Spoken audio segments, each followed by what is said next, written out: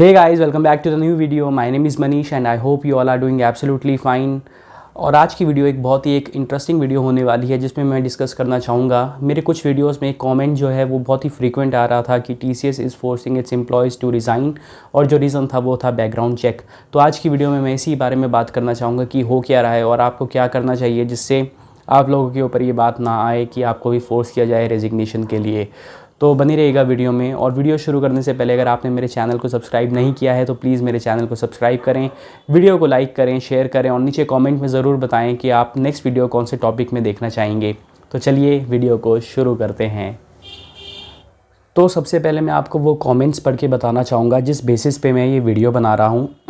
तो first comment है कि bro yesterday they force many employees to resign और else they will terminate. Reason is they did not inform their previous employment and joined TCS as a fresher. Also for some of the associates they are overlapping in two companies, so they said it is a dual employment case. जो second है वो है TCS starting firing its employees for working more than two and 3 years, even 5 years, stating that BGC failure even after getting 2 promotions.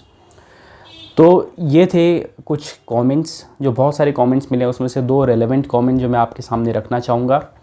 तो बात करते हैं कि background check होता क्या है। देखो भाई, बैकग्राउंड चेक का मतलब होता है कि आप जब भी कोई एक नई ऑर्गेनाइजेशन ज्वाइन करते हैं तो आप उनको कुछ इन्फॉर्मेशन प्रोवाइड करते हैं अपने बारे में, जैसे कि आपका ईयर्स ऑफ एक्सपीरियंस कितना है, आपने पीछे कौन कौन सी कंपनीज़ में काम किया है, और आपका एजुकेशनल क्वालिफ़िकेशंस आपकी क्या है। ये सब आपके ऊपर कोई केस चल रहा है या नहीं चल रहा है, पुलिस केस वगैरह, ये सब आप बताते हैं।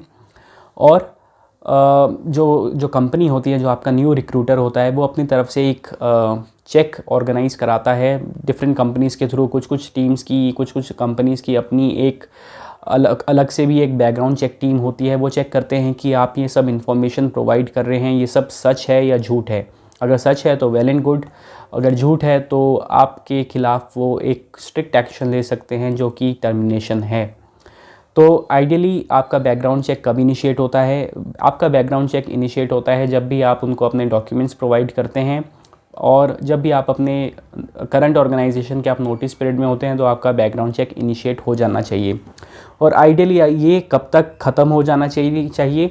तो आइडियली ये तब ख़त्म हो जाना चाहिए जब आप नई ऑर्गेनाइजेशन को ज्वाइन करते हो, उससे पहले आपका बैकग्राउंड चेक ख़त्म हो जाना चाहिए। पर ऐसा होता है क्या? ऐसा बिल्कुल भी नहीं होता। बैकग्राउंड चेक जो है वो एक कंटिन्यूस प्रोसेस है, पता नहीं कब चलेगी, कब ख़त्म होगी। कंपनी कभी भी बोल देती है कि आपका बैकग्राउंड चेक फ़ेल हो गया है। तो उस हिसाब से देखा जाए तो ये एथिकल प्रोसेस नहीं है। पर अगर आप देखोगे कि TCS में वर्कफोर्स कितना ज़्यादा है, स्पेशली जो सर्विस बेस्ड ऑर्गेनाइजेशन है, जो कंपनीज़ है, उसमें लाखों एम्प्लॉयज़ काम करते हैं। हर साल हज़ारों लोग इस कंपनी से उस कंपनी में जाते हैं, तो कंपनीज़ जो है वो बैकग्राउंड चेक परफॉर्म करती हैं।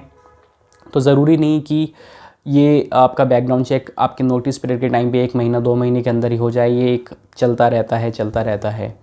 तो ये थी एम्प्लॉय की तरफ से कि क्या एथिकल है या नहीं है। तो मैं पर्सनली बिलीव करता हूँ कि बिल्कुल भी एथिकल बात नहीं है कि अगर आपको एम्प्लॉय को निकालना है तो ज्वाइन करने से पहले ही आप उनको बोल दो कि आपका बैकग्राउंड चेक फ़ेल आया है और आपको हम हायर नहीं कर पाएंगे। तो उसकी वजह से वो कुछ एक ऑल्टरनेटिव तो देख सकता है। वो आपके लिए काम कर रहा है इतने सालों से, इतने महीनों से, और आप उसको बोल रहे हो कि आपका बैकग्राउंड चेक अब फ़ेल आया है तो आपको जाना चाहिए। तो आइडियली तो आपको पहले ही बता देना चाहिए था कि आपका बैकग्राउंड चेक फेलियर है। और एम्प्लॉयज़ को वैसे फ़ेक भी नहीं करना चाहिए। बहुत सारे एम्प्लॉयज़ जो हैं वो अपना एक्सपीरियंस फेक करते हैं, जो कि एक बहुत ही गलत बात है। तो अब मैं बात करना चाहूँगा कि क्यों TCS को ऐसा करना पड़ा, क्यों कंपनीज़ को ऐसा करना पड़ता है कि आप लोग को जो भी एम्प्लॉयज़ हैं उनको टर्मिनेट करना पड़ता है या उनको फोर्स रेजिग्नेशन देना पड़ जाता है। तो सबसे पहले मैं बात करना चाहूँगा कि क्या क्या वो एक एविडेंस है जिससे पता लगता है कि आपने किसी कंपनी में काम किया है। तो सबसे पहला होता है आपकी सैलरी स्लिप्स। आपकी जो सैलरी स्लिप्स हैं वो आपको संभाल के रखने हैं। जो आपका लास्ट सैलरी स्लिप है स्पेशली, वो आपको संभाल के रखना है कि इसके बाद तो मुझे कोई सैलरी नहीं मिली। सेकंड होता है वो आपका होता है एक्सपीरियंस लेटर, जिसमें आपका लास्ट वर्किंग डे एक पर्टिकुलरली मेंशन रहता है कि आपका ये लास्ट वर्किंग डे था इस ऑर्गेनाइजेशन के साथ। जो थर्ड और जो मोस्ट एक इम्पॉर्टेंट चीज़ है जो कि बहुत लोग इग्नोर कर जाते हैं, वो होता है आपका EPFO। तो लोग पूछेंगे EPFO क्या होता है? Employee provident fund organisation. तो इसमें आपका एक अकाउंट बनाती है हर कंपनी जो भी गवर्नमेंट के लॉज को मानती है। पीएफ अकाउंट बनाते हैं, प्रोविडेंट फंड अकाउंट। उसमें क्या होता है कि आपकी बेसिक सैलरी का 12% आप कंट्रीब्यूट करते हो और कुछ परसेंट जो है वो ऑर्गेनाइजेशन करती है सेम, और आपके जो पेंशन है वो भी उसी में ही जाती है। तो अगर आपकी कोई ऑर्गेनाइजेशन आपका दे रही है, आपके पीएफ का पैसा दे रही है, तो इसका मतलब आप उसके एम्प्लॉय हो। हालांकि अगर आपने छोड़ भी दिया है, कोई पैसा नहीं भी आ रहा है, जैसे कि TCS-LWP के केस में होता है कि मेरा वही पीएफ अकाउंट चलता रहा था टीसीएस के साथ, भले ही उसमें कोई पैसा नहीं आ रहा था, वो पीएफ अकाउंट एक्टिव था, उसका मतलब मैं उसका एम्प्लॉय हूँ। तो जब भी आप कोई कंपनी को छोड़ते हैं तो आप मेक श्योर कीजिए कि आप वो पीएफ अकाउंट जो आपने बनाया है उस ऑर्गेनाइजेशन का, तो वो आप क्लोज़ करना मत भूलिए। देखो, जब आपका लास्ट डेज चल रहे होते हैं तो आप अपना फुल एंड फाइनल सेटलमेंट नहीं भूलते हैं। आप नहीं भूलते हैं कि आपको कोई अर्न लीव का पैसा मिलना चाहिए तो क्यों नहीं मिले। आप अपने ग्रेट्युटी का पैसा नहीं भूलते हैं। आप बार बार एचआर को ये रिमाइंड करना नहीं भूलते हैं कि मुझे मेरा एक्सपीरियंस लेटर कब मिलेगा। तो इन सब के साथ एक और रिस्पॉन्सिबिलिटी आपकी है कि आप एचआर को बोलें कि मेरा पीएफ अकाउंट क्लोजर डेट कब होगी। ये लोग करते ही नहीं। उनको लगता है कि चलना पीएफ तो क्या है, नया पीएफ तो खुल गया है, उसमें पैसा आ रहा है, तो बाकी पिछले का क्या करना, छोड़ो। पर ऐसा नहीं होना चाहिए। आपने देखा होगा जब आपके टीसीएस में जो आपके डॉक्यूमेंटल प्रोसीजर्स होते हैं, जब आप छोड़ रहे होते हो तो एक टीसीएस पीएफ विड्रॉल फॉर्म देती है टीसीएस। उसमें क्या होता है कि आप अपना विड्रॉल का पैसा आप अपनी नई कंपनी में दे रहे हैं, और आप जब नई कंपनी को ज्वाइन करते हैं तो आपको फॉर्म 11 या फॉर्म 13 जो भी फॉर्म होते हैं, मैं भूल गया हूँ, वो आपको भरना पड़ता है, जिसमें आपको अपने पुराने एम्प्लॉयर का देना पड़ता है, आपको पुराना पीएफ अकाउंट, पुराने पीएफ अकाउंट नंबर, आपके एम्प्लॉयर का पीएफ, वो सब कुछ आपको देना पड़ता है। तो इतना सब होने के बावजूद भी आप लोग कैसे भूल सकते हो कि यार आपको अपना पीएफ अकाउंट भी क्लोजर करना है।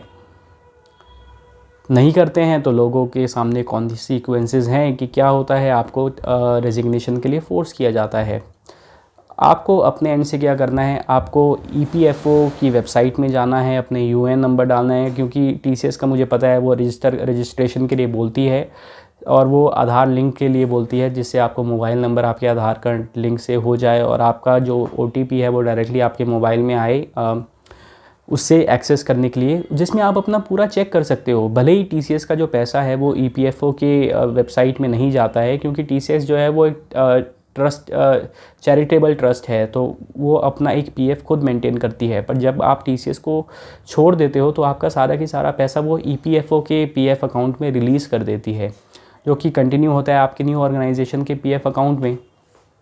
तो आप क्यों इतना रिस्क लेते हो कि आप अपना नया पीएफ अकाउंट तो बना देते हो पर अपना पुराना क्लोजर नहीं देते हो। अगर आपके पीएफ अकाउंट में, पिछले ऑर्गेनाइजेशन के पीएफ अकाउंट में एंड डेट नहीं आएगी, तो आपका न्यू जो एम्प्लॉयर है उसके बैकग्राउंड चेक वाले तो यही सोचेंगे कि आप अभी भी उस ऑर्गेनाइजेशन के लिए काम कर रहे हो, और आपका वो डुअल एम्प्लॉयमेंट का केस बन जाएगा। जैसे कि एक भाई ने लिखा है ना कि the reason they are stating is dual working, और कुछ जो डेट्स है वो ओवरलैप कर रही है टू ऑर्गेनाइजेशंस की, तो डुअल एम्प्लॉयमेंट केस बना के वो आपको रिज़ाइन कर देगी। और आपको पता ही है, अगर किसी ऑर्गेनाइजेशन को आपको निकालना है तो वो आपका वो थोड़ा ना देखेगी कि आपको रीज़न थोड़ा ना देगी। अगर आपको टाइम देगी तो आप तो बच ही जाओगे कुछ ना कुछ एविडेंस करके। तो उनको इमीडिएटली निकालना है तो आपको बोलेंगे देखो ये आया है, लिख के दो कि तुमने कुछ ना कुछ घोटाला गड़बड़ किया है, तो उस बेसिस पे हम तुम्हें निकाल रहे हैं। तो आपको ध्यान रखना है कि आपको अपनी तरफ से कुछ एक्सक्यूज़ ही नहीं देना है उन्हें ऐसा करने के लिए। आपको अपनी तरफ से सेफ़ बनना है भाई। मैंने बोला टीसीएस कभी भी नहीं निकालेगी अनलेस आप उनकी पॉलिसीज़ को डिफ़ाई करें। अगर आप उनकी पॉलिसीज़ को फॉलो नहीं करेंगे तो आपको निकालेगी ही निकालेगी। पॉश हो गई, डेटा प्राइवेसी हो गई, डेटा इंटीग्रिटी हो गई, और ब्राइबरी, थेफ्ट, ये सब नहीं करना है आपको भाई। कोई चोरी चकारी, झूठ झपाटा कुछ नहीं बोलना है, तभी आपकी जॉब बनी रहेगी। किसी भी ऑर्गेनाइजेशन की बात कर रहा हूँ मैं, ये सिर्फ टीसीएस के लिए लिमिटेड नहीं है। तो आई होप आप लोगों को समझ आया होगा कि इतना फियास्को ये चल रहा है कि फोर्स करियर टर्मिनेशन के लिए ले ऑफ्स चल रहे हैं। ये ले ऑफ्स नहीं चल रही, ये आपकी ही खुद की गलती है, जो कि आपको समझनी है कि क्यों आपको ऐसा किया गया। भले ही एथिकल ना हो, क्योंकि आपको बैकग्राउंड चेक पहले ही करना चाहिए, बट क्या कर सकते हैं भाई, ऐसा ही है। कोर्ट तो आप जा नहीं सकते, जा सकते हो तो वो कोर्ट केस कब तक चलेगा हम लोगों को पता नहीं है किसी ऑर्गेनाइजेशन के ख़िलाफ़। तो यही थी आज की वीडियो। आई होप आपको कुछ एक नया पर्सपेक्टिव मिला होगा कि आपको क्या करना चाहिए, क्या नहीं करना चाहिए। एंड आई होप आप लोग की वीडियो पसंद आई होगी। अगर वीडियो पसंद आई है तो प्लीज़ वीडियो को लाइक करें, नीचे कमेंट में लिखें आपके कुछ एक्सपीरियंसेस हैं ऐसे। तो अगर आपके आसपास कुछ आपने ऐसा देखा है कि उनको ले ऑफ किया गया है इसी रीज़न के लिए, और कमेंट करके ज़रूर बताइए कि नेक्स्ट वीडियो आप कौन से टॉपिक में देखना चाहेंगे। मैं कोशिश करूँगा उसी टॉपिक में वीडियो बनाने की। और चलिए इस वीडियो को ख़त्म करता हूँ, मिलता हूँ आपको नई वीडियो में। तब तक के लिए take care, bye bye and have a nice day.